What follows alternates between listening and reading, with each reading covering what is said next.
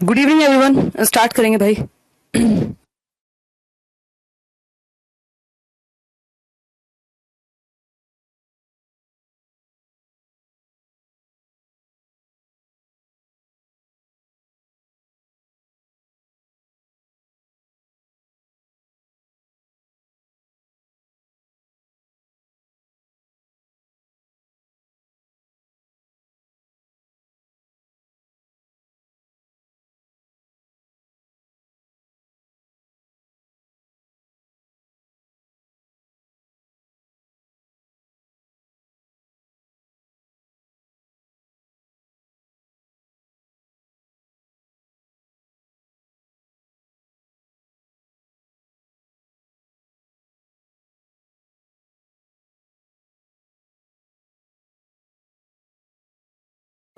Good evening everyone, this is Himanshi and I welcome you all on career lab. Hopefully आप सभी बढ़िया होंगे, मस्त होंगे, जबरदस्त होंगे। नहीं होंगे तो क्लास के बाद हो जाएंगे, क्योंकि काफी चीजें आपको सीखने को मिलेंगी। तो एक बार ज्वाइन कर लीजिए, फिर हम आगे बढ़ेंगे, है ना। फटाफट से चलेंगे। आ जाओ एक बार। वॉइस इशू अभी कुछ नहीं होना चाहिए, ऑल गुड, ठीक है। और जैसा कि आपको पता है, जो लोग नए बैचेस में भी जुड़े हैं, जिनको नहीं है पता, मेरी क्लास 7:10 तक शुरू होती है। मतलब कई बार उससे पहले भी हो जाती है, बट 10 तक का टाइम होता है कि 7:10 से पहले पहले आपकी क्लास जो है वो शुरू हो जाएगी। 10 मिनट कई बार लग जाते हैं। चलिए स्टार्ट करें आज की कहानी। बहुत बढ़िया। हाँ, क्लास आपकी अब एकदम परफेक्ट चल रही होगी, सभी बैचेस में परफेक्ट चल रही होगी। कल हम बात कर रहे थे, ये सीटेट के बैच में मैंने क्लास लगवाई है। वैसे तो ये बड़ा टॉपिक है जो हम बाकी बैचेस में डिस्कस करते हैं, लेकिन ये एक ऐसा टॉपिक है जो आजकल, क्योंकि इस बार न्यूरोप्लास्टिसिटी भी सीटेट में पूछा, और ये जरूरी है कि हम यहाँ पर साथ में कुछ और चीजें, जीनोटाइप फिनोटाइप भी समझ लें, और फिर न्यूरोप्लास्टिसिटी क्या होती है वो भी समझें। उसके बाद हम एक आध जो क्वेश्चन इस बार नया आया हुआ है उसको समझें, है ना, और तब जाकर के आगे बढ़ें। ठीक है जी, बहुत बढ़िया। आ जाइए फटाफट से। हिंदी इंग्लिश दोनों में चलेंगे, डोंट वरी, है ना। इस पे जो लिखा हुआ है उसको लेके बहुत ज्यादा व्यथित नहीं रहना। कुछ चीजें ऐसी, फिनोटाइप को हिंदी में फिनोटाइप ही कहेंगे, है ना। तो आपको वही समझना है उसको उसी तरह से, और जो समझाने पे फोकस किया जा रहा है उस पे फोकस करना है, ठीक है ना। चलिए स्टार्ट करते हैं। कोई कह रहा है आपको कपड़े कहाँ से मिलते हैं? ये शर्ट कहाँ से मिला? ऐसे मिल जाता है, जाते हैं भंडारे में मिल जाता है। मजाक, मतलब कैसी बातें करते हो यार। खरीद के लाते हैं यार, और क्या करेंगे। कई बार गिफ्ट्स में मिल जाते हैं, फिर नहीं तो चले जाते हैं, खरीद लाते हैं, ऑनलाइन ऑर्डर कर लेते हैं। कोई एक ब्रांड होता है तो ऑनलाइन का वैसे कम ही रहता है, बहुत रेयर होता है। जब से मेरे पास समय खत्म हुआ है तब से ऑनलाइन शॉपिंग बंद हो चुकी है। कॉलेज टाइम पे होती थी। बहुत रेयर होता है ऐसा कभी कि कोई स्टोर में आपने कुछ देखा। खैर, ये टॉपिक कहीं और चला जाएगा। आते हैं, हाँ, हम प्लास्टिसिटी की बात कर रहे थे, वो हम करने वाले हैं। अच्छा, एक और चीज, सीटेट में मैंने बताया था कल किस सीक्वेंस में आपको ये क्लास देखनी है। सीटेट वाले बैच में क्लास जो है मंडे, वेंसडे और फ्राइडे रहेगी, 5:30 से 6:30 रहेगी। ये एक्स्ट्रा क्लास है जो आपको दी जा रही है। हो सकता है ये टॉपिक अगर थोड़ा बहुत बच गया तो एक और एक्स्ट्रा क्लास लगा दी जाए, अदरवाइज हाँ। वॉल्यूम कम आ रहा है, ऐसा है क्या? चलिए, बहुत ही बढ़िया। चलिए समझें कहानी क्या है, देखिएगा। हाँ, ये डेवलपमेंट के साथ साथ चलने वाला टॉपिक है, ठीक है ना। धन्यवाद शिव। अच्छा जी, ठीक है। चलें आगे बढ़ें। भाई की तबीयत ठीक नहीं, माइंड काम नहीं कर रहा है, क्या करें। आदर्श, ये जीवन की ना बेसलाइन दुख है, सफरिंग। बुद्धा ने भी कहा है, और ये आप एक्सपीरियंस भी करेंगे। तो ऐसी समस्याएं जीवन में चलती रहेंगी, और खतरनाक भी कभी भी हो सकती हैं। तो इनके साथ डील करना हमें सीख लेना होगा, कि बाकी चीजें जो जरूरी हैं वो भी हम साथ में करते रहें, और ये जो समस्याएं हैं जीवन की, है ना, फैमिली में कोई बीमार हो गया, आप बीमार हो गए, मृत्यु तक हो सकती है कहीं पे, अनफॉर्चुनेटली, है ना। तो चीजें कुछ भी, कहीं पे भी कुछ भी हो सकता है। उस चीज के लिए हमें सरेंडर कर देना है उस सिचुएशन में। और ज्यादा ज्ञान ना देते हुए मैं आ जाती हूँ टॉपिक पे। ठीक है जी, स्टार्ट करें।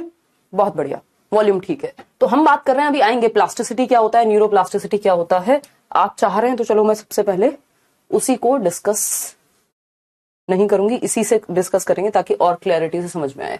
Interaction of heredity and environment, यानी आनुवंशिकता और वातावरण का क्या है, गुणनफल है। कोई भी एक व्यक्ति, या तो उसको जीन्स से वो चीजें मिली हैं, या फिर एनवायरमेंट से मिली हैं, या दोनों के गुणनफल से मिली हैं। ठीक है ना, कोई दिक्कत नहीं है। ठीक है जी, बहुत बढ़िया अंजलि। चलिए, तो अगर हम बात करें पेरेंट्स की, हमें पता है पेरेंट्स, माता पिता, ठीक, बच्चे को जन्म देते हैं। तो माता पिता से डीएनए का, ये आपने कहीं ना कहीं देखा होगा कभी ना कभी, डीएनए का ट्रांसमिशन होता है बच्चे में। डीएनए मतलब जेनेटिक मेकअप जो है, हमारे जीन्स जो है वो ट्रांसफर होंगे हमारे जो माता पिता हैं उनसे जो पिछली पीढ़ियां चली आ रही हैं, जो भी गुण है, हाइट है, कलर है, आवाज है, शक्ल है, बॉडी स्ट्रक्चर है, टेम्परामेंट है, बहुत सारी जेनेटिक कोडिंग होती है और ये हमारे जीन्स के थ्रू, डीएनए के थ्रू बच्चे में जाती है ये चीज। तो पेरेंट से डीएनए ट्रांसमिशन जो हुआ, डीएनए का ट्रांसमिशन जो हुआ, स्थानांतरण जो हुआ, वो एक बच्चे में जाएगा और जो उसकी जेनेटिक कोडिंग है, जो डीएनए में कोडेड हैं चीजें, वो जीनोटाइप कहलाती हैं। क्या कहलाती हैं? जीनोटाइप कहलाती हैं। ठीक है, ये GENOTIYPE जीनोटाइप कहलाती हैं।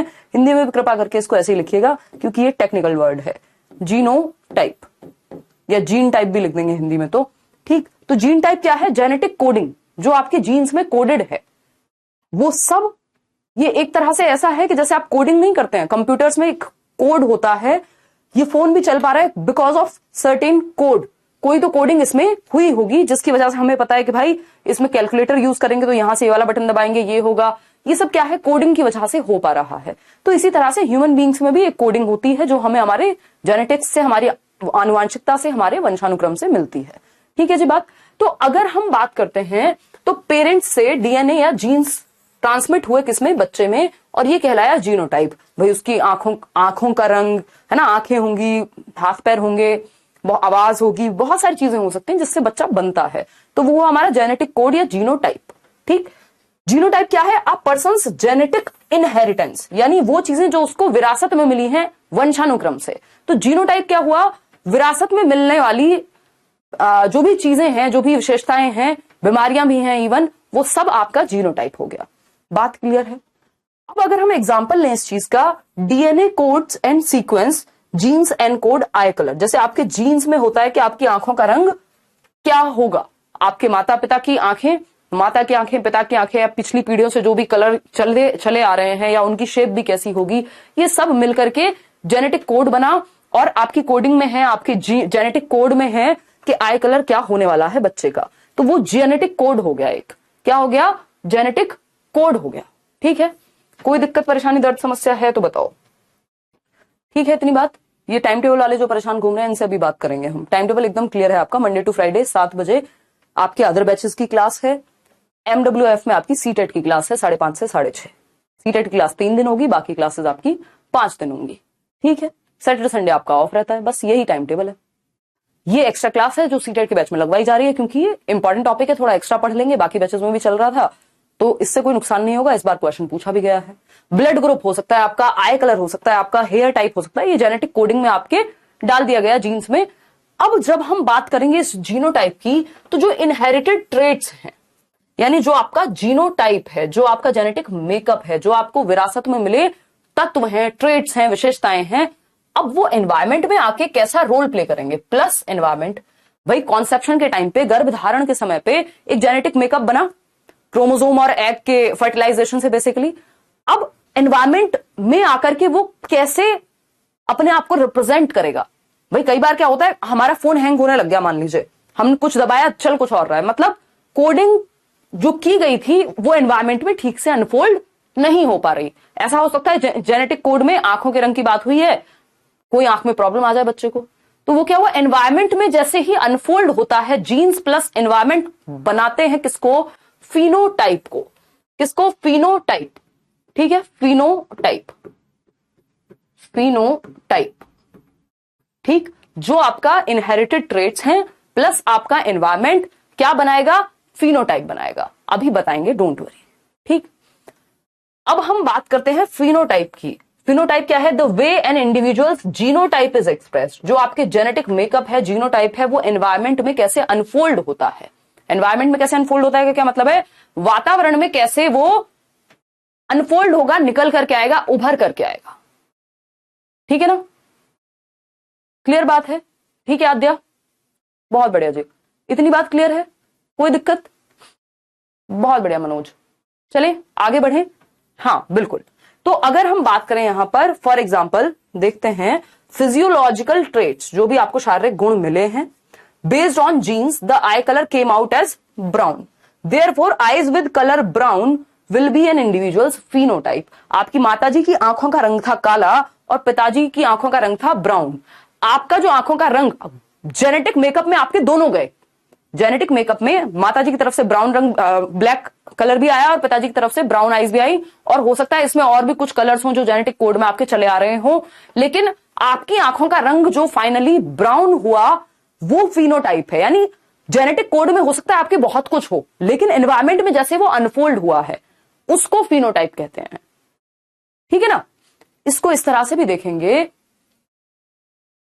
Psycho social traits, personality, creativity, intelligence. अगर हम बात करते हैं यहां पर तो हम ये कह सकते हैं कि जो फिनोटाइप है इसमें दो तरह के ट्रेट्स हो सकते हैं। एक तो साइकोलॉजिकल ट्रेट्स हो सकते हैं, दूसरे साइको सोशल ट्रेट्स हो सकते हैं।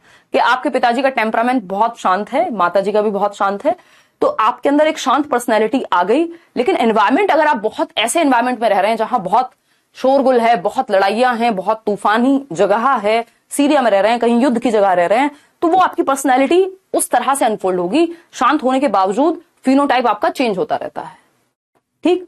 क्रिएटिविटी आपकी, इंटेलिजेंस आपकी, कि बुद्धि का एक सर्टेन स्तर आपके माता पिता से आपको मिला, आपके जेनेटिक मेकअप में है, लेकिन एनवायरमेंट में उसको कितना बढ़िया तरीके से मौका मिल पाया, एजुकेशन कैसी मिल पाई, पोषण कैसा मिल पाया, ट्रेनिंग कैसी मिल पाई, इन सब से फिनोटाइप बनेगा।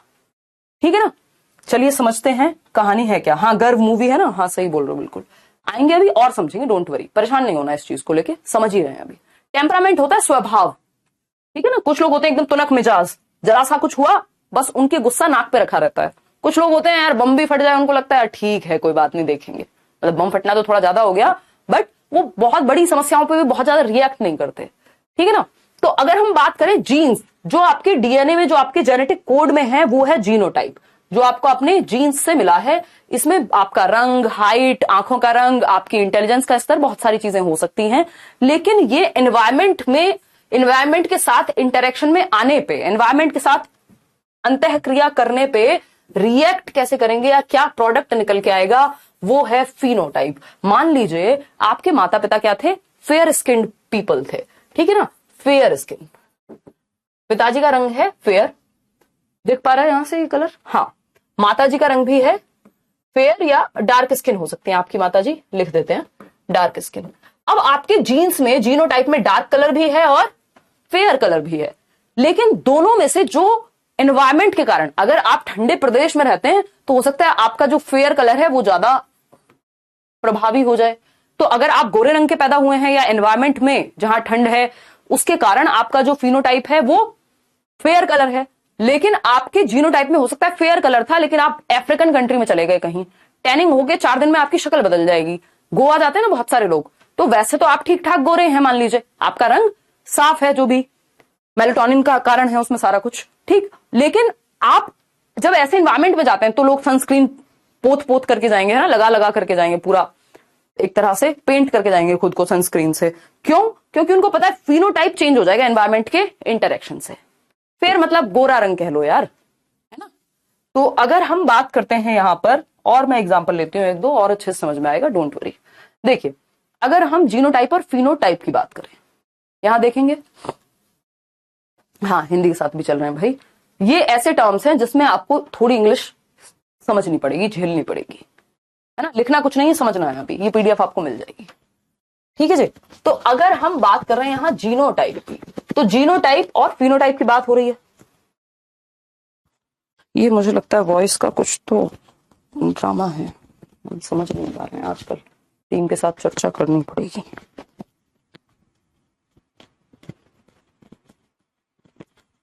ठीक है। नहीं, फिनोटाइप स्टेबल होता है, बट थोड़ा बहुत परिवर्तन उसमें आ सकता है।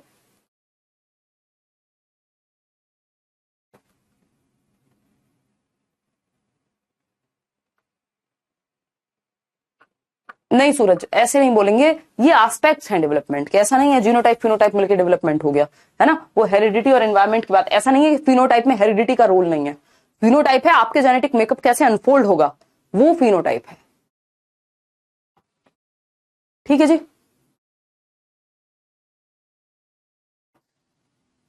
हाँ,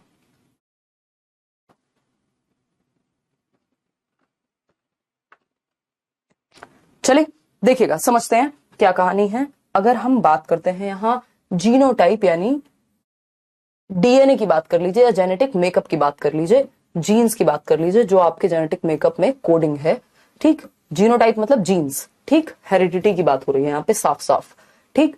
jeans tell the body how to do things. भाई कुत्ते का बच्चा कुत्ता पैदा होता है और ह्यूमन बीइंग का बच्चा ह्यूमन बीइंग पैदा होगा, या हाथी का बच्चा हाथी पैदा होता है, किसकी वजह से? उसकी जेनेटिक कोडिंग की वजह से, उसके जीनोटाइप की वजह से, ठीक है। फिनोटाइप क्या है?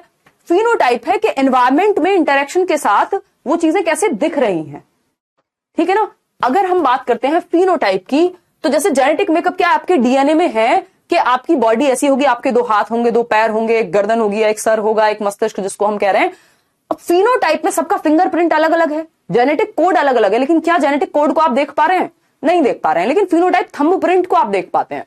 तो वो जो जेनेटिक मेकअप की वजह से जो चीजें दिख पा रही हैं, जो ऑब्जर्वेबल चीजें हैं, उनको फिनोटाइप कहते हैं। जिनका अवलोकन संभव है, जिनको देखा जा सकता है, वो फिनोटाइप में आती है। रीजन क्या है? जीनोटाइप ही है, बस एनवायरमेंट में वो कैसे प्रदर्शित हुई है वो फिनोटाइप है, ठीक। जैसे ये जो थंबप्रिंट है आपका, ये फिनोटाइप है। किन्हीं भी 2 लोगों का थंबप्रिंट आपका सेम नहीं हो सकता, इवन किसी उंगली का भी सेम नहीं हो सकता, है ना। जो आपका फिंगरप्रिंट्स हैं वो अलग अलग होते हैं। तो आपके जेनेटिक कोड में है कि आपकी फिंगर्स होंगी, लेकिन एनवायरमेंट में जो फिंगरप्रिंट निकल करके आया वो फिनोटाइप है, ठीक है ना। तो अगर हम बात कर रहे हैं the body organises based on what genes से, तो बॉडी ऑर्गेनाइज करती है, अनफोल्ड करती है चीजों को जैसा कि जेनेटिक मेकअप में लिखा होता है। इतनी बात क्लियर है? लाइव क्लास चल रही है सुरभि, क्यों दुखी रहते हो नाम लेने के चक्कर में? पढ़ लो भाई, ठीक है ना। तो जीन्स जो जेनेटिक कोड में है, जिसको आप शायद देख ना पाए, वो जीनोटाइप है। लेकिन उस जेनेटिक मेकअप की वजह से जो चीजें बाहर आप देख पा रहे हैं, आपकी हाइट, आपका फिंगरप्रिंट हो गया, आपकी आंखों का रंग, है ना, ये सब क्या है? ये फिनोटाइप है जो ऑब्जर्वेबल है। जीनोटाइप जेनेटिक मेकअप में है, फिनोटाइप जिसको आप ऑब्जर्व कर सकते हैं। हाइट का भी तो एक कोडिंग होगी ना कि ये हाइट एवरेज होनी चाहिए, ये माता की तरफ से आई है हाइट, ये पिता की तरफ से आई है। जो हाइट फाइनली दिखेगी एनवायरमेंट में वो फिनोटाइप है। जो जेनेटिक कोड में है वो जीनोटाइप है। हाँ, डीएनए की कोडिंग ऑफ कोर्स जीनोटाइप है।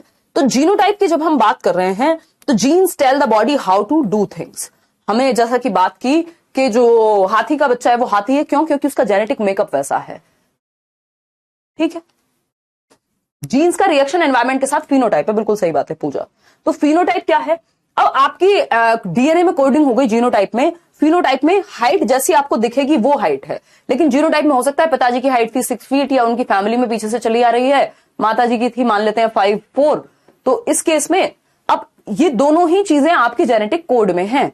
लेकिन जो ऑब्जर्वेबल होगा, मान लीजिए आपकी हाइट है 5'9", तो ये जेनेटिक कोड से जो एनवायरमेंट में ऑब्जर्वेबल है, जो चीज जिसका आप अवलोकन कर सकते हैं, जिसको देख सकते हैं, वो है आपका phenotype.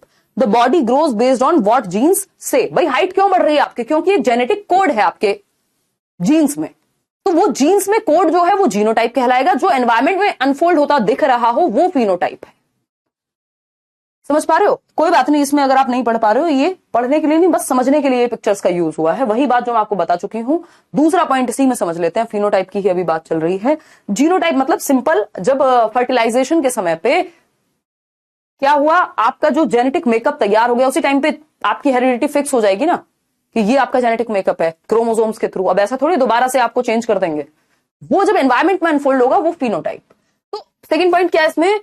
Interaction between inherited traits, यानी विरासत में मिले तत्वों को, ट्रेट्स के साथ जो इंटरैक्शन है किसका? एनवायरमेंट का।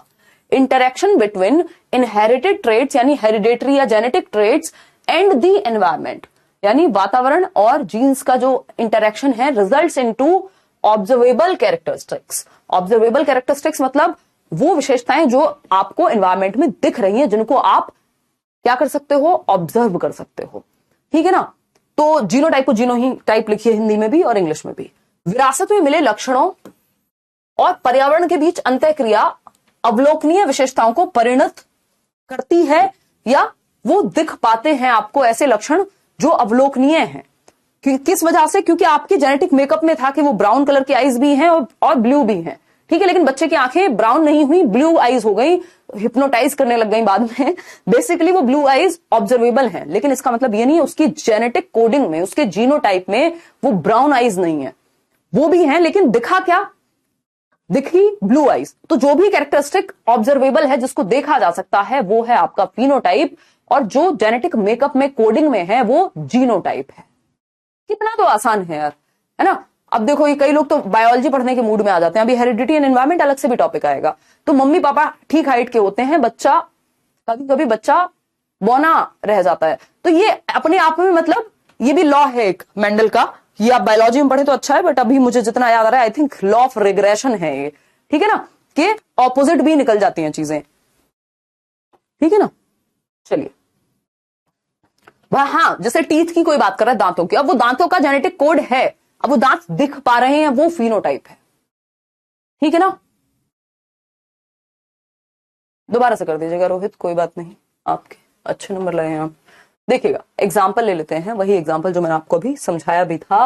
A child might born with a fair skin colour, एक बच्चा है जो गोरे रंग की त्वचा के साथ पैदा हुआ है, जेनेटिक है ये उसका, क्या है, जीन्स हैं ये उसके, ये विरासत में मिल गया उसको। But due to weather conditions, यानी जो मौसम का माहौल है या जो जगह है, जिस भी प्रदेश में वो रहता है, वहां जैसा वेदर है, उन वेदर कंडीशंस यानी एनवायरमेंट के कारण द स्किन कलर में change into a darker shade और फिनोटाइप।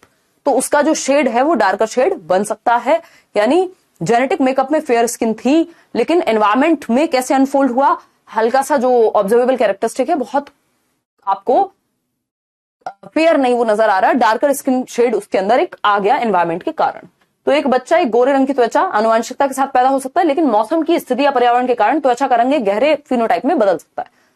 तो जो गहरा रंग में बदलना है वो फिनोटाइप है, कि ऑब्जर्वेबल कैरेक्टरिस्टिक कैसा है, वो डार्क शेड, ठीक है, क्लियर है। आप कोई कह रहा है कि मदर जो है स्लिम ट्रिम है, बट बच्चा जिम जाके बॉडी बना लेता है। देखो इसमें 2-3 रीजंस आपको देखने को मिलेंगे। वो फिनोटाइप पे वर्क कर लिया ना, वो जेनेटिक कोड में तो था ना, मदर के जेनेटिक कोड में तो था कि बच्चा स्वस्थ हो सकता है, कल को जिम जाएगा तो बॉडी बन जाएगी, हो सकता है मदर की भी बन जाती।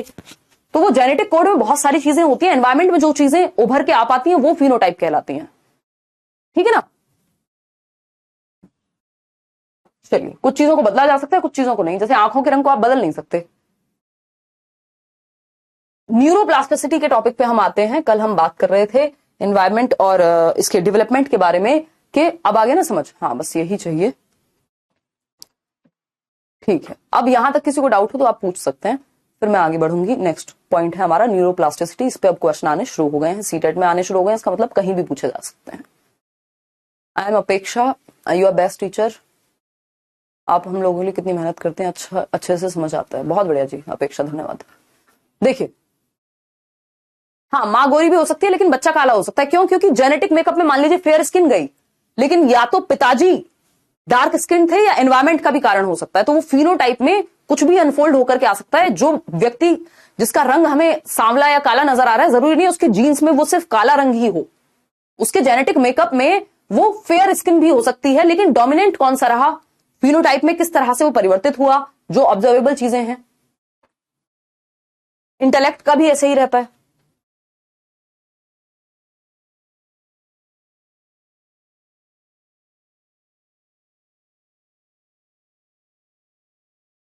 एनवायरमेंट चेंज होने पे जीनोटाइप चेंज हो जाएगा।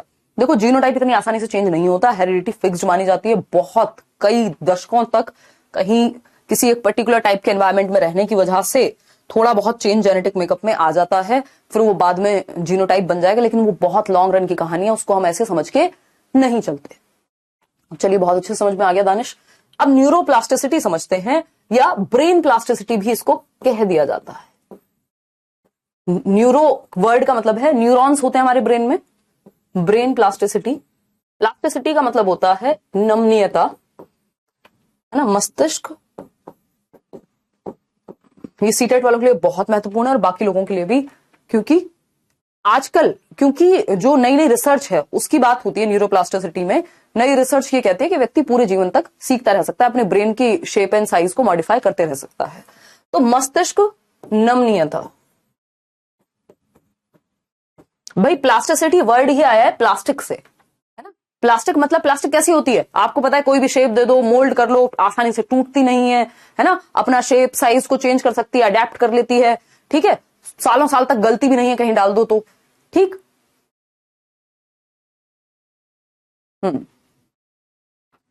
तो होते हैं कमेंट्स, सारे पढ़े नहीं जा सकते, ठीक है ना। तो ब्रेन प्लास्टिसिटी यानी मस्तिष्क नमनीयता, प्लास्टिसिटी का मतलब होता है चेंजेबल है कोई चीज, चेंजेबल है, या मैं कहूं जैसे हम कल डेवलपमेंट पढ़ रहे थे तो डेवलपमेंट क्या है, प्लास्टिक होता है। प्लास्टिक इन नेचर बोले तो मतलब चेंजेबल है, मॉडिफिएबल है, अमेंडेबल है। मैंने कल कई सारे शब्द लिखे थे, उसमें आप एक वर्ड यूज कर सकते हो, प्लास्टिसिटी है डेवलपमेंट में, या development is plastic in nature, यानी चेंजेबल है, परिवर्तन संभव है डेवलपमेंट में, है ना। तो ब्रेन में भी हमारे परिवर्तन संभव है, ताउम्र संभव है आरती, अगर हम ऐसे एक्सपीरियंसेस देते रहें ब्रेन को। अगर आप नया नया सीखते रहेंगे, आपके ब्रेन में आपके जो न्यूरॉन्स हैं वो एक्टिव रहेंगे, जीवन पर्यंत आप चीजें सीखते रह सकते हैं। अच्छा, न्यूरोप्लास्टिसिटी की जब हम बात कर रहे हैं तो मैंने बात की थी हमारे ब्रेन में क्या होते हैं, न्यूरॉन्स होते हैं, बहुत सारे millions and billions of neurons होते हैं, और ये विस्फोट करते रहते हैं, आपस में एक दूसरे से मिलते हैं, और फिर हमारा ब्रेन अच्छे जितना अच्छा न्यूरल कनेक्शन या न्यूरल पाथवेज, जो मान लीजिए अगर मैं ये लिख पा रही हूं, कहीं तो ब्रेन में मेरे कोई न्यूरल कनेक्शन या न्यूरल पाथवे रहा होगा ना, जिसकी वजह से मैं ये लिख पा रही हूं। आप बाइक चला लेते हैं तो कुछ भी नया सीखने पे एक पाथवे क्रिएट होता है ना। तो ये क्या है, न्यूरल पाथवेज होते हैं, न्यूरल रास्ते होते हैं दिमाग में हमारे, जिसकी वजह से हम कोई चीज सीख पाते हैं, या वो न्यूरल पाथवेज हम क्रिएट करते हैं जब हम कुछ नया सीखते हैं। आप देखते हैं जब आप नया सीखते हैं कुछ भी तो दिमाग पे पड़ता है जोर, है ना। 4 दिन करते हैं, 5वें दिन से छुट्टी कर देते हैं, लेकिन अगर हम उस चीज को करते रहें तो हमारा एक न्यूरल पाथवे क्रिएट होगा, जिसकी वजह से हम कोई चीज सीख पाएंगे। क्यों? क्योंकि हमारा जो ब्रेन है वो प्लास्टिक है, यानी उसमें चेंज संभव है अनुभव के आधार पे, जैसे नई आदतें डालना, बिल्कुल जैसे कुछ नया सीखना, ये सारी चीजें। तो how experience changes the brain, neuroplasticity का मतलब क्या है कि अनुभव के आधार पे मस्तिष्क कैसे परिवर्तित होता है ना। अब ये वैसी सी ही बात है जैसे हैबिट्स फॉर्म होती हैं। अगर किसी को जेल में डाल दो, अब उसको जेल से, हमने ये स्टडीज देखी हैं कि लोगों को अपने सेल से, वो सेल जो होता है ना छोटा सा जिसमें जेल में लोग कैदी बंद रहते हैं, उस सेल से भी प्यार हो जाता है अगर वो वहां 10-20 साल रह ले। क्यों? क्योंकि हमारे ब्रेन ने एक न्यूरल पाथवे बना लिया अपने अनुभव के आधार पर। तो हैबिट्स इसी की वजह से, न्यूरोप्लास्टिसिटी की वजह से हम क्रिएट कर पाते हैं, कुछ नया सीख पाते हैं, है ना। तो अगर हम बात करते हैं, इंटरेस्ट आने लगता है फिर उस चीज में, तो neuroplasticity is how experience changes the brain. और ये 3 समय पे सबसे ज्यादा प्रभावी होती है, जो न्यूरोप्लास्टिसिटी है या ब्रेन प्लास्टिसिटी है, सबसे ज्यादा इफेक्टिव, या मैं कहूं ज्यादा वर्क करती है 3 टाइम पे। ब्रेन प्लास्टिसिटी, प्लास्टिसिटी का मतलब यहां सिर्फ चेंज होने से है ना, मॉडिफिएबल से है, अमेंडेबल से है। तो डेवलपमेंट कैसा होता है इन नेचर, प्लास्टिक होता है, चेंज किया जा सकता है विकास को।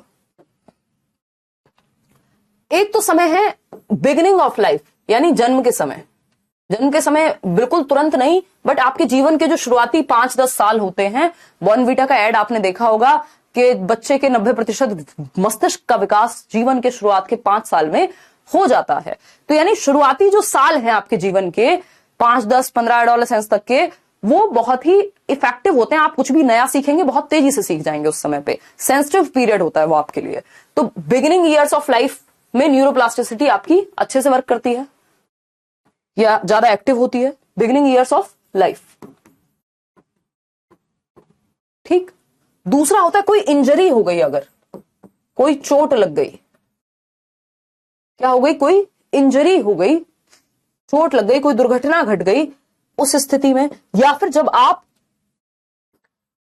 When you learn something new,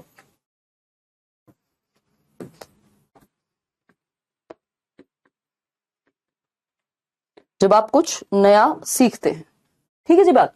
तो यहां पे 3 एस्पेक्ट्स एटलीस्ट ऐसे हैं। नमनीयता मतलब आप अपने ब्रेन को जैसे चाहे मोल्ड कर सकते हैं, कुछ भी सीख सकते हैं, कुछ भी अनलर्न कर सकते हैं, है ना, नए पाथवेज बना सकते हैं, अपने न्यूरल कनेक्शन को, ब्रेन को अपने बेहतर करते रह सकते हैं। ऐसा नहीं है कि बुढ़ापा आ रहा है तो अब आप नया फोन चलाना नहीं सीख सकते। जो लोग बढ़ती एज के साथ भी नई नई चीजें सीखते रहते हैं, नए नए स्पोर्ट्स खेलते रहते हैं, उनका ब्रेन में प्लास्टिसिटी बनी रहती है। कैसे एक 40 साल का व्यक्ति भी नई चीजें सीख पा रहा है, और कैसे एक 30 साल की उम्र में भी आते आते हम क्या करते रहते हैं, हम प्लास्टिसिटी चाहते नहीं है। हम चाहते हैं अरे बस ठीक है यार, मेरे को तो ये वाला रास्ता पता है, मैं तो इसी से जाऊंगा, नया रास्ता क्यों तलाशूं। तो प्लास्टिसिटी मतलब चेंज होने की क्षमता हमारे ब्रेन में होती है अनुभव के आधार पे, लेकिन हम ये धीरे धीरे कम करते रहते हैं क्योंकि हम इस पे फोकस नहीं करते। ये बेटर कब हो सकता है, ये बेटर या तो शुरुआती सालों में बहुत सेंसिटिव होता है, बहुत इफेक्टिव होता है जीवन के 5-10 साल एडोलेसेंस तक मैक्सिमम, और अगर हम बात करें कोई इंजरी हो गई आपको, मान लीजिए आपके लेफ्ट आर्म आपको निकलवानी पड़ी, हाथ कट गया आपका लेफ्ट किसी भी कारणवश, कोई इन्फेक्शन हो गया, कोई एक्सीडेंट हो गया, व्हाटएवर। अब आप लेफ्ट से लिखते थे मान लीजिए, आप राइट से लिखना सीख सकते हैं। आपके ब्रेन में वो प्लास्टिसिटी है कि आप वो नया न्यूरल कनेक्शन बना सकते हैं अनुभव के आधार पे। तो आपकी ब्रेन प्लास्टिसिटी फिर से क्या हो गई, इफेक्टिव हो गई। ठीक, आप देखते हैं जिनके हाथ नहीं होते वो पैरों से लिखना सीख जाते हैं। क्यों? क्योंकि वो प्लास्टिसिटी ब्रेन ने वैसे ही अडेप्ट कर लिया। अडेप्ट करने की क्षमता है ना, परिवर्तन के समय खुद को परिवर्तित कर लेने की क्षमता प्लास्टिसिटी है। When you learn something new, जब आप कुछ नया सीखते हैं तो आपका ब्रेन प्लास्टिक होता है। दैट मीन्स क्या होता है, चेंजेबल होता है, उसमें परिवर्तन की संभावना होती है। आप कैरम खेलना सीख रहे हैं, है ना, आप फुटबॉल सीख रहे हैं, बैडमिंटन सीख रहे हैं, चेस खेलना सीख रहे हैं, लूडो खेलना सीख रहे हैं, ताश खेलना सीख रहे हैं, व्हाटएवर। मतलब जब भी आप कुछ नया सीखते हैं तो ब्रेन पे पड़ता है जोर, और उस जोर के पड़ने से न्यूरॉन्स का होगा विस्फोट होगा। आपकी ब्रेन की चेंज होने की एबिलिटी बनी रहेगी। तो नई नई चीजें सीखते रहना चाहिए। कुल मिला के बात ये है, ठीक है ना। ये टाइप ऑफ अडेप्टेशन है, बिल्कुल अभिषेक, ये कह सकते हैं। हाँ, तो पैर से भी लिखता है का मतलब क्या, उसने अपने ब्रेन में वो वाले पार्ट को, अभी टाइप्स ऑफ प्लास्टिसिटी जो होती है उसको भी अभी हम समझेंगे, डोंट वरी।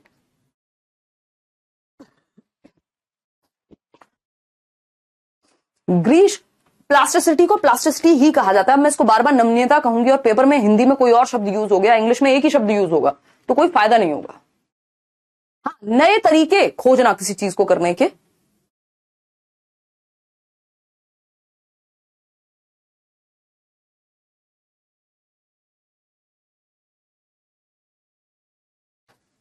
हाँ, क्रिएटिविटी, जब आप कुछ क्रिएटिव करते हैं तब भी ये चीज जागती है, कह सकते हैं हम बिल्कुल। मैम ये दोबारा पढ़ाओगे क्या सीटेट के बैच में? कब से पूछ रहा हूं, प्लीज बताइए। देखो, सब कुछ नहीं पढ़ना सीटेट के बैच में। अगर आप चाहें तो जीनोटाइप फिनोटाइप छोड़ सकते हैं, बट ये ब्रेन प्लास्टिसिटी जरूर समझ लीजिए, क्योंकि ये आपके पेपर में आया हुआ है। मैं अभी क्वेश्चन भी कराऊंगी, है ना। हालांकि आप फिनोटाइप जीनोटाइप भी पढ़ लेंगे तो कोई दिक्कत नहीं है, बट दोबारा क्योंकि कोई सेंस नहीं है ना, सेम बात दोबारा क्यों ही डिस्कस करेंगे हम। ठीक, तो ब्रेन प्लास्टिसिटी यानी बिगिनिंग ईयर्स ऑफ लाइफ में एक्टिव होती है। इंजरी हो जाने पे या कुछ नया सीख रहे हैं तब आपका ब्रेन प्लास्टिसिटी एक तरह से ज्यादा एक्टिव होती है। ठीक, इसको और अच्छे से समझ लेते हैं। प्लास्टिसिटी का मतलब है परिवर्तन, मॉडिफिकेशन संभव है आपके ब्रेन में, अनुभव के आधार पे आपका ब्रेन चेंज होता है, ठीक है ना। इसको ऐसे भी देख सकते हैं, the ability of a given genotype, जो भी इसीलिए मैंने आपको जीनोटाइप फिनोटाइप शुरुआत में कहा था कि पहले ये पढ़ लेते हैं, इजी हो जाता है समझना। अगर हम बात करें, नहीं Anchal, ability of a given genotype, जो भी जेनेटिक मेकअप आपको मिला है उसके अंदर कुछ क्षमता होती है एक डिफरेंट फिनोटाइप को प्रोड्यूस करने की। आपके अंदर आपके जेनेटिक मेकअप में है कि आप चाहें तो पैर से भी लिख सकते हैं, बस आपको वो क्षमता प्रोड्यूस करने में, वो जेनेटिक मेकअप आपको हेल्प करेगा नया फिनोटाइप बनाने में। In response to different environments is termed as plasticity, यानी वो क्षमता जो आपके जीनोटाइप में आपको दी गई है, जिसकी वजह से आप डिफरेंट फिनोटाइप्स को प्रोड्यूस कर सकते हैं, एनवायरमेंट में अडेप्ट करके अपनी क्षमताओं को अलग अलग तरह से प्रदर्शित कर सकते हैं, वो प्लास्टिसिटी कहलाती है। And is part of the organism's adaptability to the environment. एक व्यक्ति एनवायरमेंट में समन्वयन कैसे करेगा, एडजस्ट कैसे करेगा, अडेप्ट कैसे करेगा, ये सब कहां से आता है? प्लास्टिसिटी की वजह से ही आता है, ठीक है। और प्लास्टिसिटी क्या है? हमारे जेनेटिक मेकअप में क्षमता है कि हम कुछ डिफरेंट चीजें उस जेनेटिक मेकअप से कर सकें। जैसे जब आप चाय बना रहे हैं, आप उसी दूध का इस्तेमाल करके चाय बना सकते हैं। आप उसको परिवर्तित कर दें तो आप उससे मट्ठा बना लीजिए, है ना, आप उससे लस्सी बना लीजिए, आप उससे कॉफी बना लीजिए। मतलब वो मिल्क क्या हो गया? जीनोटाइप का काम करेगा। अब उसको आपको कैसे डिफरेंट चीजें उससे प्रोड्यूस करनी है फिनोटाइप के रूप में, वो आपके ऊपर है, ठीक है। इतने रट्टे नहीं लगाने आपको, बस ये समझ में आ जाना चाहिए कि प्लास्टिसिटी का मतलब है कि आपकी अनुभव के आधार पे खुद के या ब्रेन की क्षमताओं को बदलने की जो क्षमता है या एबिलिटी है, वो प्लास्टिसिटी है। इस बार क्वेश्चन आया हुआ है सीटेट में। इससे पहले मैं आपको ये टाइप्स ऑफ ब्रेन प्लास्टिसिटी बता देती हूं, क्योंकि इससे पहले किसी और एग्जाम में ये क्वेश्चन नहीं आया है।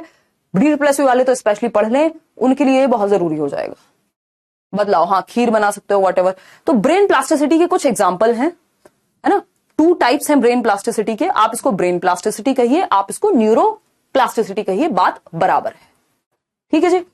ब्रेन प्लास्टिसिटी मतलब मस्तिष्क नमनीयता, न्यूरो प्लास्टिसिटी कहेंगे तब भी बात सेम ही रहेगी।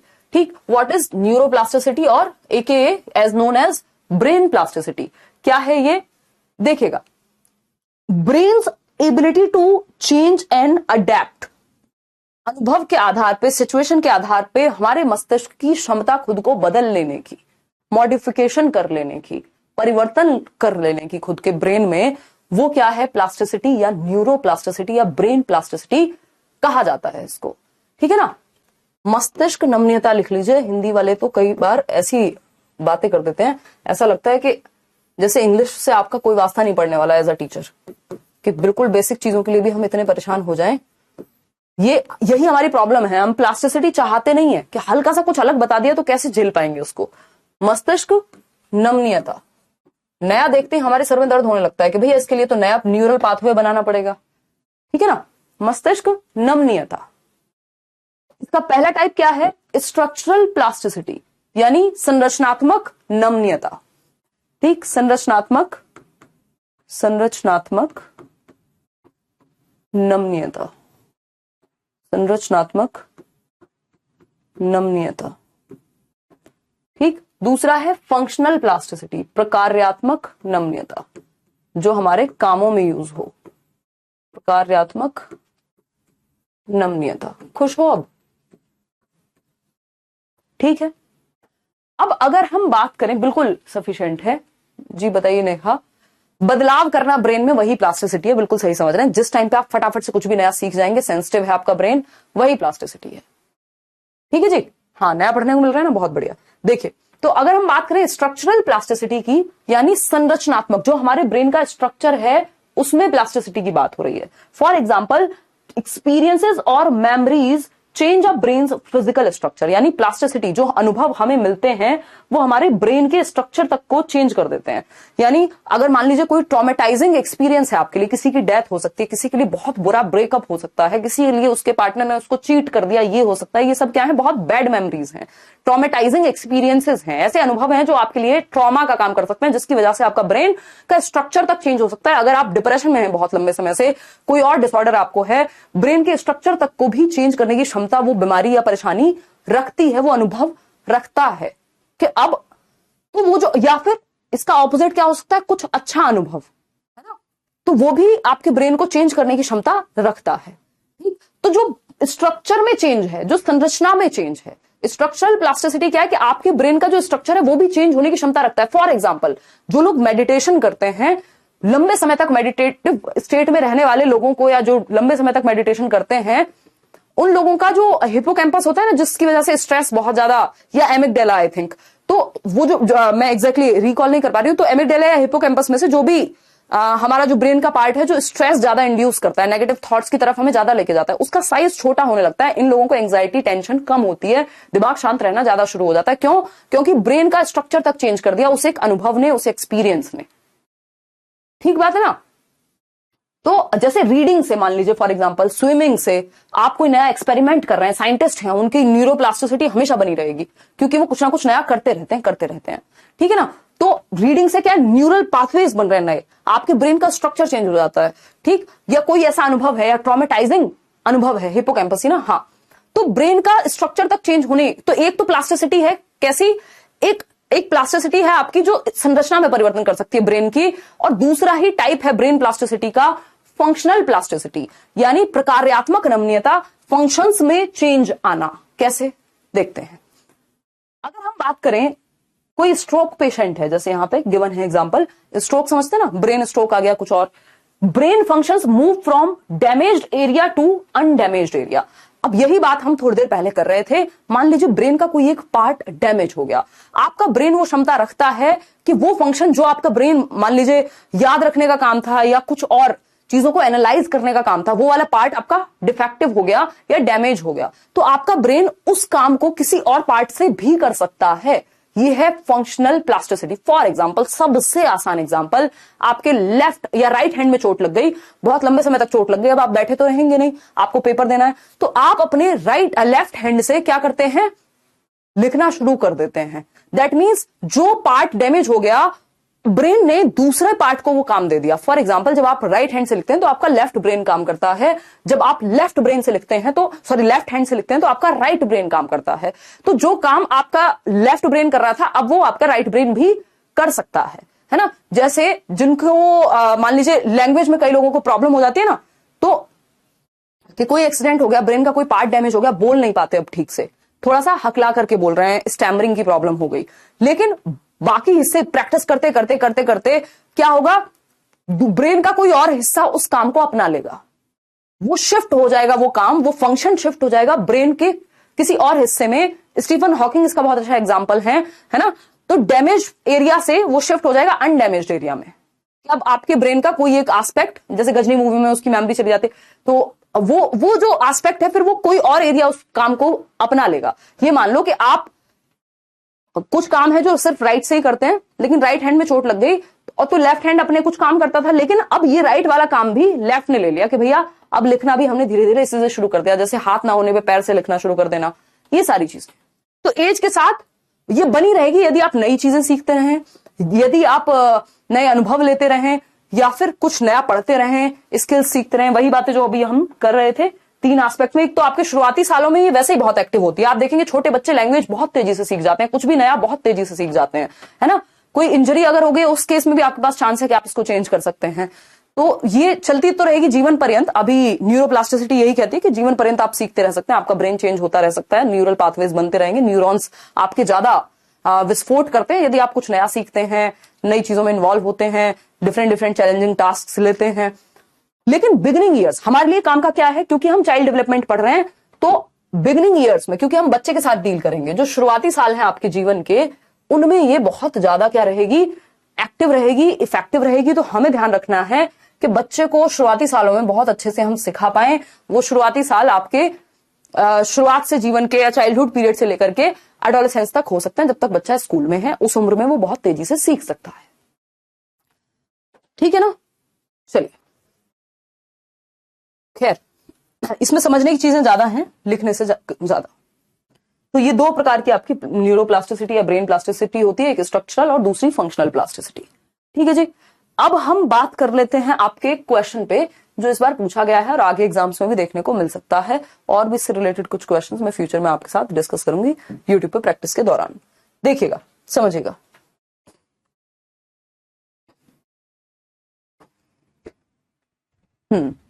बताइएगा, कोई और समस्या हो तो बताओ। इतना मजा आता है आपके साथ डिस्कशन में, अदरवाइज मुझे लग रहा था कि मैं आज क्लास कैसे लूंगी। अभी भी जो ये क्या कहते हैं उसको, थ्रोट है, उसकी स्थिति बहुत अच्छी नहीं थी।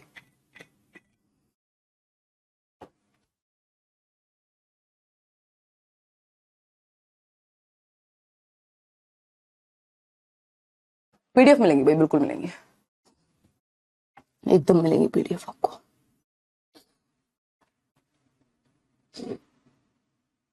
फटाफट से बताओ। सी ऑप्शन कह रहे हैं कई लोग।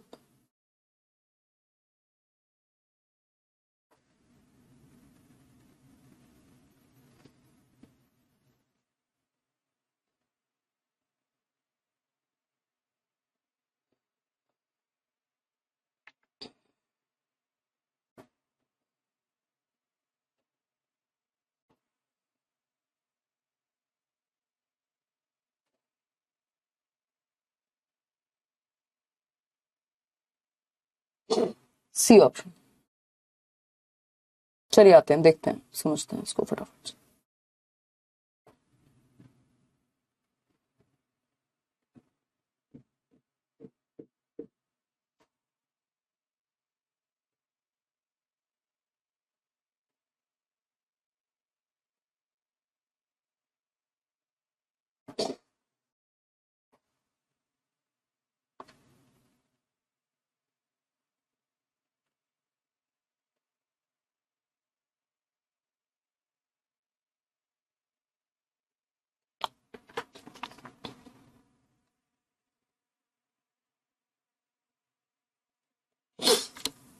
शानदार क्लास, बहुत कुछ नया सीखने को मिला। चलिए बहुत बढ़िया, ऐसे ही सीखते रहेंगे यार। अभी बीच में छुट्टियां हुई थी, उसकी वजह से कई लोग ये सोच रहे हैं कि पता नहीं क्लास का टाइमिंग क्या है। अभी वापस से शुरू हो गई है आपकी क्लास, तो ज़्यादा टेंशन वेंशन लेने की जरूरत नहीं है आपने। मंडे टू फ्राइडे आपकी बाकी बैचेस में, सीटेट में मंडे, वेंसडे और फ्राइडे, क्योंकि सीटेट का सिलेबस कम होता है कंपैरेटिवली। चलिए देखिए, अगर हम बात करते हैं यहाँ, क्वेश्चन ने क्या पूछा हमसे, in the field of child development यानी बाल विकास के क्षेत्र में the concept of brain plasticity, अभी इस पे इतनी रामायण हमने गाई है ना, सजेस्ट व्हाट, बाल विकास के क्षेत्र में मस्तिष्क नमनीयता संप्रत्यय क्या सुझाता है, यानी इस कॉन्सेप्ट का मतलब क्या है। अब हमें बहुत सारी चीजें इन क्वेश्चंस में या कॉम्पिटिटिव एग्जाम में जो भी टॉपिक हम पढ़ते हैं उसको क्वेश्चंस के अकॉर्डिंग ढालना पड़ता है, कि हमें ऑप्शंस के अकॉर्डिंग ढालना पड़ता है कि ऑप्शंस में हमसे कहा क्या है, क्वेश्चन ने हमसे पूछा क्या है, दोनों में से जो बेस्ट होगा उसको चूज कर लेंगे। ठीक है ना शुभम। तो फर्स्ट ऑप्शन है only heredity influences development not environment. जब हम ये कल से ही पढ़ रहे हैं कि हेरिडिटी और एनवायरमेंट का प्रोडक्ट होता है डेवलपमेंट, तो ऐसा हो सकता है कि सिर्फ आनुवांशिकता या सिर्फ जीन्स ही डेवलपमेंट को बनाएंगे, एनवायरमेंट का कोई रोल ही नहीं है। भैया फिनोटाइप चेंज हो जाता है एनवायरमेंट की वजह से, तो ऐसा थोड़ी एनवायरमेंट का रोल नहीं है, तो ये तो अपने आप में गलत बात हो गई। फिर आते हैं और ये प्लास्टिसिटी नहीं होती, हमने अभी पढ़ा है। ठीक है ना आद्या। फिर आते हैं नेक्स्ट पॉइंट पे, development proceeds at same rate among all individuals. कल भी हम ये बात कर रहे थे, किसी ने पूछा भी था कि पैटर्न सेम है, दर भिन्न होती है। मान लीजिए मैं और मेरी सिस्टर सेम एज के हैं, नहीं बट सेम एज के हैं, मान लीजिए ट्विंस हैं कोई दो लोग, सब में सेम दर से विकास होगा जरूरी नहीं है, किसी में तेजी से किसी में थोड़ा धीमे हो सकता है, तो ये भी बात गलत हो गई। Entire period of childhood and adolescence is a sensitive period of cognitive development, यानी जो पूरा पीरियड है, जो पूरी अवस्था है, कौन सी, बाल्यावस्था की, जिसको 2 से 12 वर्ष कह सकते हो आप, और इसके अलावा एडोलेसेंस 12 से 18 वर्ष, यानी ये जो टीन एज तक आपका जो टाइम पीरियड है, इस समय पे ब्रेन आपका या कॉग्निटिव डेवलपमेंट मतलब ब्रेन डेवलपमेंट और ब्रेन प्लास्टिसिटी की ही बात हो रही है ना। कॉग्निटिव डेवलपमेंट किससे संबंधित है, ब्रेन से संबंधित है, मस्तिष्क से संबंधित है। कॉग्निटिव डेवलपमेंट को आप मेंटल डेवलपमेंट या इंटेलेक्चुअल डेवलपमेंट भी कह सकते हो। अभी हम टाइप्स ऑफ डेवलपमेंट पढ़ेंगे, तब आपको ये चीज और अच्छे से क्लियर होगी, सीटेट वालों को, बाकी लोगों को क्लियर है। तो बाल्यावस्था और किशोरावस्था की पूरी अवस्था संज्ञानात्मक विकास के लिए संवेदनशील अवस्था है, क्योंकि वो वाला पीरियड जिसमें आपका कॉग्निटिव डेवलपमेंट, आपका इंटेलेक्चुअल डेवलपमेंट, जितनी भी चीजें आप दिमाग से करते हैं वो तेजी से सीखी जा सकती हैं, संवेदनशील काल है, उस समय पे क्रूशियल पीरियड है, क्रिटिकल पीरियड है। सेंसिटिव को आप क्रिटिकल, क्रूशियल ये सब कह सकते हो। ठीक है ना। फिर आते हैं, हाँ डी प्लस भी वैकेंसी आ सकती है भाई। Development in one domain doesn't influence development in another domain, यानी विकास कि एक डोमेन में या एक टाइप में जो डेवलपमेंट है वो दूसरे को इन्फ्लुएंस या प्रभावित नहीं करता। ये तो बात सिरे से ही नकार देंगे हम, क्यों, क्योंकि सारे इंटर रिलेटेड होते हैं, चाहे वो शारीरिक विकास हो, संज्ञानात्मक विकास हो, सामाजिक विकास हो, सांवेगिक विकास हो, फिजिकल, कॉग्निटिव, सोशल, इमोशनल, ये चारों ही विकास के प्रकार आपस में जुड़े हुए हैं। ऐसा नहीं हो सकता आपको चोट लगी है, आपके ब्रेन में कोई दिक्कत है और आपका शरीर बड़ा नाचता हुआ खुश रहे, है ना। तो ये क्या हुआ, यहाँ पे ये तीनों ही ऑप्शन अपने आप में ही गलत हैं। अगर आपको नहीं भी पता था कि ब्रेन प्लास्टिसिटी क्या होती है, तब भी पता था कि ये तो बिल्कुल सिरे से गलत बात कर रहे हैं कि केवल आनुवंशिकता ही होता है, वातावरण कुछ नहीं होता है ना। एक समान दर होती है, ये बात भी गलत थी। एक क्षेत्र में विकास दूसरे क्षेत्र के विकास को प्रभावित नहीं करता, ये बात भी गलत थी। तो जब हमें पता है कि 3 चीजें गलत हैं, तो फिर चौथा ऑप्शन एक ही तो बचा, वही सही होगा। तो ये कॉमन सेंस कह लीजिए, इसको एलिमिनेशन मेथड कहते हैं, कि हम एलिमिनेट कर सकें गलत ऑप्शंस को, और चाहे हमें सही ऑप्शन पता हो ना पता हो, लेकिन गलत ऑप्शंस को हटाने की वजह से हम सही ऑप्शन तक पहुंच गए। ये एलिमिनेशन मेथड है जो बहुत काम करता है आपके फील्ड में, क्योंकि ऐसा हो सकता है कि एक आध क्वेश्चन आपको अलग देखने को मिल जाए, जो बाकी एग्जाम से, सीटेट वीटेट में तो कोई दिक्कत है ही नहीं।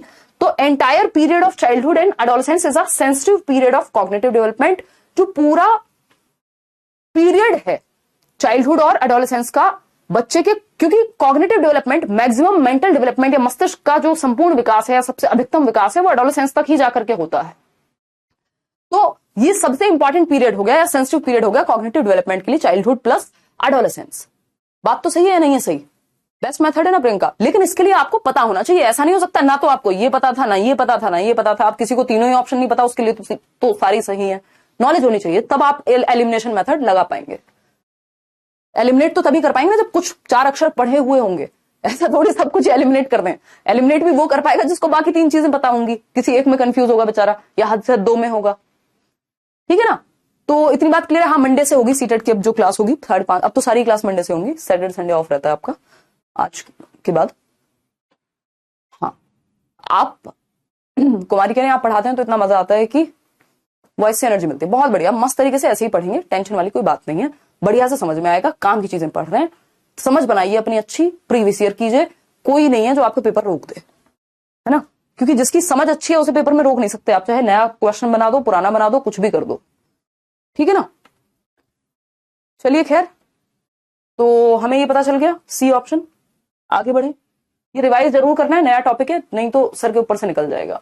अच्छा, हम फैक्टर्स इन्फ्लुएंसिंग डेवलपमेंट के बारे में थोड़ी सी चर्चा कर रहे थे, ये 2-3 बातें और हैं जो मैं आपके साथ डिस्कस कर लेती हूँ यहाँ। अगर हम बात कर रहे हैं विकास को प्रभावित करने वाले कारकों की, ऐसे बहुत सारे कारक हैं जो हम पढ़ चुके हैं, लेकिन 2-4 मुख्य चीजें हैं। न्यूट्रिशन यानी पोषण, यानी कुपोषण तो नहीं मिल रहा बच्चों को, माल न्यूट्रिशन तो नहीं मिल रहा कि पानी भी जो है वो गंदा पानी पिला रहे हैं, हम बहुत खराब क्वालिटी का खाना खिला रहे हैं जो सड़ गया है। न्यूट्रिशन मतलब एक हेल्दी डाइट या बैलेंस डाइट जिसमें सारे पोषक तत्व अवेलेबल हों। तो अगर न्यूट्रिशन सही मिलेगा तो पॉजिटिवली इंपैक्ट करेगा, बच्चे के विकास को सकारात्मक रूप से प्रभावित करेगा, अच्छे से बढ़ेगा, फलेगा, फूलेगा बच्चा। अगर नेगेटिवली या माल न्यूट्रिशन का शिकार बच्चा हो रहा है तो क्या होगा, नेगेटिव हो जाएगा भैया, डेवलपमेंट ठीक से डेवलप नहीं हो पाएगा, बच्चे का डेवलपमेंट डेविएट हो जाएगा, ठीक है ना। तो अगर हम बात करते हैं नेक्स्ट पॉइंट की, अर्ली स्टिमुलेशन। अर्ली स्टिमुलेशन क्या है, प्रारंभिक उत्तेजना। ये एक तरह की ट्रेनिंग है। आप देख रहे हैं इस बच्चे को एक बॉल पे बिठा करके आगे पीछे कर रही है मदर, या वॉकर दे देते हैं बच्चे को, वॉकर समझते ना, वो पकड़ के चलने वाला जिससे सहायता मिलती है बच्चे को, गिरता नहीं है वो, है ना, वॉकर, वॉकर दे देते हैं पेरेंट्स। तो मेच्योरिटी तो एज के साथ साथ आ ही रही है, साथ में आप स्टिमुलेशन भी दे रहे हैं, तो सही प्रकार का स्टिमुलेशन या ट्रेनिंग क्या है, हल्का सा हेल्प करती है। हालांकि मेच्योरिटी पे ट्रेनिंग का बहुत ज्यादा प्रभाव नहीं पड़ता है, लेकिन कॉम्प्लीमेंट करेगी अगर सही लर्निंग आप दे पा रहे हैं, ठीक। चाइल्ड रियरिंग प्रैक्टिसेस, इस पे भी हम बात करेंगे। चाइल्ड रियरिंग प्रैक्टिसेस होती है, पेरेंटिंग स्टाइल कैसी है, आप बच्चे को प्यार से रख रहे हैं, मारपीट के रख रहे हैं, कितना डिसिप्लिन है, क्या है, तो पालन पोषण के तरीके क्या हैं। ये 3 बहुत महत्वपूर्ण चीजें हैं जो बच्चे के विकास को प्रभावित करती हैं बेहद। क्लियर है बात, कोई दिक्कत परेशानी, क्लियर है ना, बहुत बढ़िया विजय। चलिए, बैलेंस मतलब न्यूट्रिशन, देखिए अगर इसको नेगेटिव बनाना होगा तो माल न्यूट्रिशन। अर्ली स्टिमुलेशन, अगर अर्ली स्टिमुलेशन जरूरत से पहले दे दिया आपने या ज्यादा खराब तरीके की ट्रेनिंग अपनाई तो बच्चे को उल्टा नुकसान भी हो सकता है। भाई अभी तो पैर बहुत उसके सॉफ्ट थे, आपने उसको वॉकर से धक्का दे दिया, बेटा चल साइकिल लाके दे दी जबरदस्ती, अभी वो उसके लिए तैयार भी नहीं है, तो उल्टा पड़ सकता है ये। चाइल्ड रियरिंग प्रैक्टिस अगर सही से पालन पोषण हुआ है तो बहुत बढ़िया डेवलपमेंट, नहीं तो उल्टा हो जाएगा, बच्चे के लिए ट्रॉमेटाइजिंग एक्सपीरियंस हो जाएगा। तो ये तीनों ही फैक्टर्स को या किसी भी फैक्टर को, किसी भी कारक को विकास को प्रभावित करने वाले, नेगेटिव और पॉजिटिव दोनों वेज में यूज किया जा सकता है। आपको फोकस करना है कि अच्छा एनवायरमेंट या ये फैक्टर्स पॉजिटिवली बच्चे को इंपैक्ट करें, ठीक है जी। तो ये सारी बातें हालांकि हम कर चुके हैं, अब आगे की बातें हम मंडे करेंगे, और अगर जरूरत हुई तो ये क्लास सीटेट के बैच में लगवाएंगे, क्योंकि अभी इसमें टॉपिक कंप्लीट होने में थोड़ा सा रहता है। वैसे मुख्य बातें हो चुकी हैं, लगवा ही देंगे चलो, और जो आपका बाकी 5:30 वाली क्लास है वो भी लगेगी ही। तो 2 क्लास हो जाएंगी मंडे को मेरी आपके साथ, सीटेट वालों के साथ, बाकी लोगों के साथ एक होगी 7 बजे, ठीक है ना। अगर अभी भी किसी को आज नहीं होगी सीटेट वाले बैच में इसके अलावा क्लास, यही एक क्लास हुई है आज, ठीक है ना, ये आप नोट डाउन कर लीजिएगा, याद देना है तो चलो मैं दे दूंगी इसको। देखिएगा, अगर हम बात करते हैं किस चीज की, यहां एक बार फिर से समझ लो, सीडीपी की क्लास की मैं बात कर रही हूं, बाकी सब्जेक्ट आपके बाकी टीचर्स देखते हैं। सीटेट, सीडीपी, अदर बैचेस, क्योंकि ये डिटेल में चल रहे हैं बहुत, अदर बैचेस इनको कंप्लीट ही होने में 6 महीने लग जाएंगे, सीडीपी क्लास, ठीक है जी। अदर बैचेस डेली, क्योंकि अब मैं आ गई हूं, बीच में छुट्टी मैंने ली थी तो मैंने बताया था आपको, बस 2-3 दिन एक्स्ट्रा हो गए थे उस छुट्टी में, क्योंकि मेरा गला खराब हो गया था, नहीं तो 8 से होनी थी आपकी क्लास, वो 11 से हो पाई, ठीक। Daily at 7 PM Monday to Friday, ये हुआ आपका बाकी बैचेस का, चाहे वो पेडागोजी स्पेशल हो, केवीएस हो, लीड प्लस भी हो, ठीक। और अगर हम बात कर रहे हैं यहां सीटेट की, तो इसमें 3 दिन क्लास है आपकी, क्योंकि टॉपिक्स कम होते हैं, लिमिटेड चीजें हमें पढ़नी है, लेकिन फिर भी मैं इतनी चीजें आपको करा दूंगी कि आपको समस्या नहीं होगी पेपर में। जो भी नया पुराना जो भी आया है, लेवल 1 लेवल 2, उसकी टेंशन आपने नहीं लेनी, उसकी मैं ले लूंगी। 30 आउट ऑफ 30 आपके आ जाएंगे, बशर्ते आप बस रिवाइज भी करते रहें क्लासेस को, कुछ एक्स्ट्रा नहीं पढ़ना, है ना। तो ये MWF मंडे, वेंसडे और फ्राइडे 5:30 टू शाम में 5:30 बजे से 6:30 PM। क्लियर है बात, कोई दिक्कत नहीं है। ये आपका सीडीपी क्लास की बात हुई। पेपर 1 पेपर 2 दोनों की एक साथ होती है क्योंकि सिलेबस एकदम सेम है, सीडीपी में कोई भी अंतर नहीं है ना। और मैं उसी लेवल का पढ़ाती हूँ कि दोनों लेवल्स इंक्लूड रहे। वैसे बेसिकली कुछ है ही नहीं जो अलग हो। अगर मैं आपको सच बताऊं, 6 से 11 वर्ष के बच्चे को पेपर 1 में ध्यान में रखना है उसी क्वेश्चन को करते हुए, और 11 से 14 वर्ष के बच्चे को ध्यान में रखना है पेपर 2 के लिए। इस चीज की भी आपको जरूरत नहीं पड़ती क्योंकि सबके लिए सेम ही क्वेश्चन आते हैं, मतलब लेवल सेम ही है, कोई अंतर नहीं है। कई बार तो आपको पेपर 2 का पेपर जो है वो इजी लगेगा, क्वेश्चंस इजी लगेंगे पेपर 1 के मुकाबले। वो डिपेंड करता है कि कौन सा सेट है। अरे बिल्कुल पास हो गए पल्लवी, पास होने की इच्छा क्यों रखते हो, मस्त बढ़िया नंबर लाने की रखो, ठीक है ना। कोई कह रहा है 5 to 6 तो इंग्लिश की क्लास होती है सीटेट में। मैं देखती हूँ, फिर एक बार टीम से बात कर लेती हूँ। 6 से 7 मेरे लिए थोड़ा सा मुश्किल होगा क्योंकि 7 बजे दूसरी क्लास होगी। आजकल गले में वैसी दिक्कत है, मैं बात कर लूंगी टीम से। 5:30 से लगवा देंगे, कोई दिक्कत नहीं है, थोड़ा आगे पीछे एडजस्ट कर लेंगे इंग्लिश की क्लास को, ठीक है ना। चलिए टेक केयर, बाय बाय, मिलते हैं। यूट्यूब पे आज एक इंट्रोडक्टरी क्लास होगी, वैसे पढ़ने वाली मंडे से होगी। डीट प्लस भी प्रैक्टिस क्लास लगाएंगे। डीट प्लस भी के आने पे अभी जो सीटेट वाली प्रैक्टिस वाली क्लासेस हैं उनको आप ज्वाइन करिए, बहुत सारे नए क्वेश्चंस आपको सीखने को वहां से भी मिलेंगे, है ना। बीच में सीटेट आ गया, क्या कर सकते हैं। चलिए ध्यान रखिए, बाय बाय।